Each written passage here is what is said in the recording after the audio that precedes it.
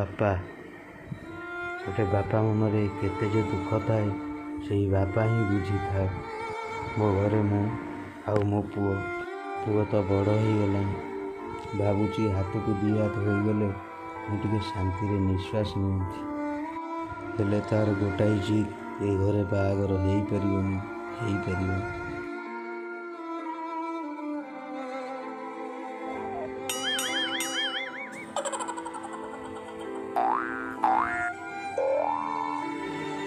Daddy, ଆପଣ ଏଠି? ମୁଁ ଆପଣଙ୍କୁ ତ ଘରଟା ଯାକ ଖୋଜି ଆସିଲିଣି। କ'ଣ ହେଇଛି ଆପଣଙ୍କର? Any problem? କ'ଣ ଆଉ ହବ, ବଳ ବୟସ ହେଇଗଲାଣି। ତୁ ତ ରୋଜଗାର କରୁଛୁ, ତା ଛଡ଼ା ଭଲ ଚାକିରି ମଧ୍ୟ କରିଛୁ। ବୟସ ଥରେ ଗଡ଼ିଗଲେ କ'ଣ ଆଉ ବୟସ ଫେରେ? ହାତକୁ ଦୁଇ ହାତ ହେଇଗଲେ ମୁଁ ଟିକେ ଶାନ୍ତିରେ ନିଶ୍ୱାସ ନେବି। ଡ୍ୟାଡି, କଥା କ'ଣ କି ମୁଁ ଏବେ ବାହା ହେବାକୁ ଚାହୁଁନି। ଆରେ ନା ନା ନା ନା ନା, ମୁଁ ତୋ ବାହାଘର କଥା କହୁନି, ମୁଁ ମୋ ବାହାଘର କଥା କହୁଛି।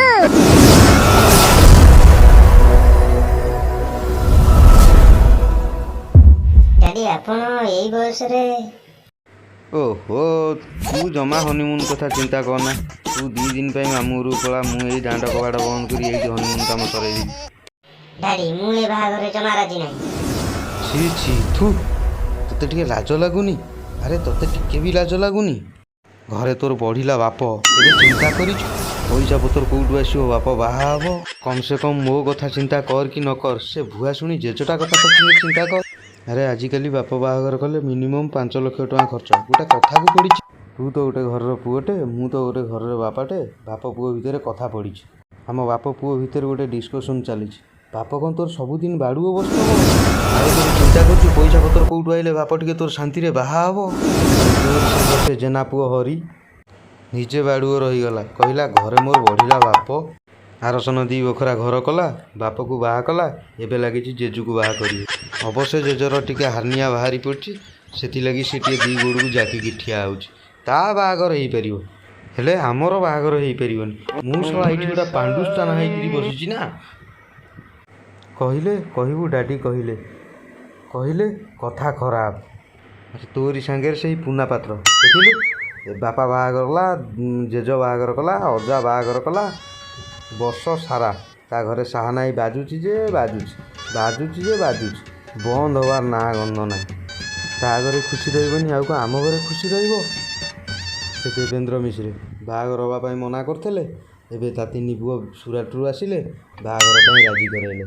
ମୁଁ ତାଙ୍କଠୁ 3 ପଛରେ ସାନ, ତାଙ୍କ ବାହାଘର ହେଇଯିବ, ହେଲେ ମୋ ବାହାଘର ହେଇପାରିବନି। ସେଇଠି 74 ବୟସରେ ପୁଣି ସେ ବାପା ହେଲେ, ମୁଁ ସେମିତି ଗବଦୁଲ ଖାସୁ ହେଇ ରହିଯିବି।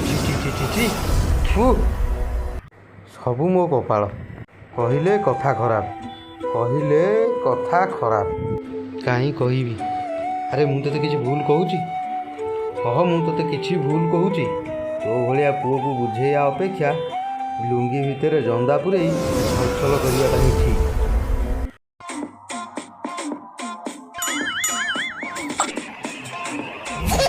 ଆରେ କ'ଣ ସେ ବାହାଘର କଥାଟା ଫାଇନାଲ କଲ? ଏକା ସାଙ୍ଗରେ ତ କରିଦେଇଥାନ୍ତ, ତାପରକୁ ପୁଣି ମୁଁ ରହିଲେ ମୁଁ ଆଉ କେତେ ଦିନ ବଞ୍ଚିବି ଯେ? ଏକା ସାଙ୍ଗରେ ତ କରିଦେଇଥାନ୍ତ, ଯାହା ଦଉଛନ୍ତି ଦିଅନ୍ତୁ, ଏକା ସାଙ୍ଗରେ ବାହାଘର କରିଦେଇଥାନ୍ତ। ଆଗକୁ ତ ଯୋଡ଼ା ଫାଲ୍ଗୁନି ପଡ଼ିଯାଉଛି, ଚତୁର ଆସିବା ପିଇବାକୁ କିଏ ଆସିବ? ମଦ ପିଇବାକୁ କିଏ ଆସିବନି, ତୁମେ କଦଳୀଟାକୁ ବାହାଘର କରିବ। ଶୀତ ଦିନଟା ଆଉଛି, ଯାହା ହଉ ଏଇ ଟାଇମରେ ବାହାଘରଟା କରିଦେବା କଥା ନା। ଆଉ ମୁଁ ଆଉ କେତେ ଦିନ ଅପେକ୍ଷା କରିବି? ଯାହା ଯେମିତି କରୁଛ କର, ବାହାଘରଟା ଜଲ୍ଦି କରିଦିଅ। ହଉ ବାପ ପୁଅ ତମେ କଥା ହେଉଛ ହେଲା, ଯାଉଛି ଟିକେ ସେ କଲେଜ ଆଡ଼ୁ ଟିକେ ମେସିନ୍ ଲାଇନ୍ ଫାଇନ୍ ମାରିକି ଆସେ ହେଲା। ଯାହା କରୁଛ କର, ବାପ ପୁଅ ଟିକେ କଥା ହୁଅ। ଶୀତ ଦିନଟା ଆଗକୁ ଆଉଛି, ଟିକେ କେମିତି କ'ଣ ଜଲ୍ଦି କରାଇଦିଅ। ରାମ ରାମ ରାମ ରାମ ରାମ ରାମ। ହେଇଠି ଘରେ ପୁଣି ଭୁଆ ଶୁଣି ଜେଜେଟା ବସିଛି। ମୋ ବାହାଘର ଲେଟ୍ କଲେ ଚଳିବ, ତା ବାହାଘର ଲେଟ୍ କଲେ ଚଳିବ କି? କହ, ଭୁଆ ଶୁଣି ଜେଜେଟା ଆଉ କେତେ ଦିନ ଅପେକ୍ଷା କରିବ କହ? ଆରେ ତାର କ'ଣ ମନ ନାହିଁ ବାହା ହେବା ପାଇଁ? ମୁଁ ଆର ବର୍ଷକୁ ବାହା ହେଇଯିବି, ହେଲେ ସିଏ ବାହା ହେଇପାରିବ କି? ମୋତେ କହ। ତାର ପିଲାଦିନ ସ୍ୱପ୍ନ ଥିଲା ସିଏ ବାହା ହେବ। କହିଲେ କଥା ଖରାପ।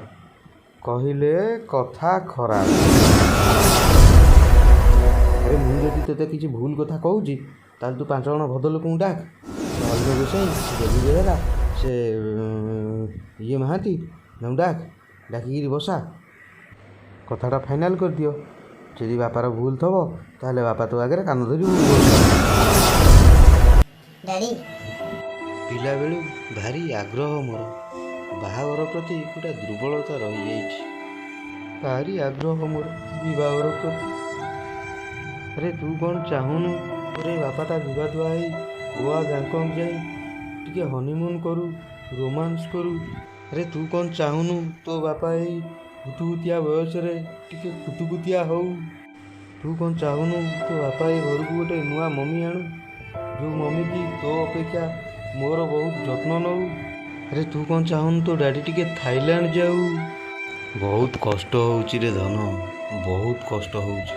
ଆରେ ତୁ କ'ଣ ଚାହୁଁନୁ ତୋ ଡାଡ଼ି ଟିକେ ରାତିରେ ଶାନ୍ତିରେ ନିଦରେ ଶୋଇଯାଉ।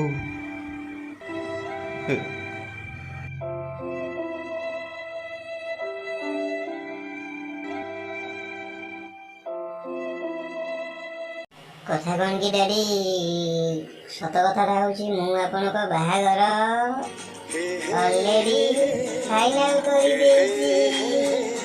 କି ଖୁସି ଜାଣିପାରୁଛି, ଖୁସି ଜାଣିପାରୁଛି, କି ଖୁସି। ଓହୋ ମୋ ସୁନ୍ଦରୀ ଡାଡି। साथे आखी जब मिसे जाए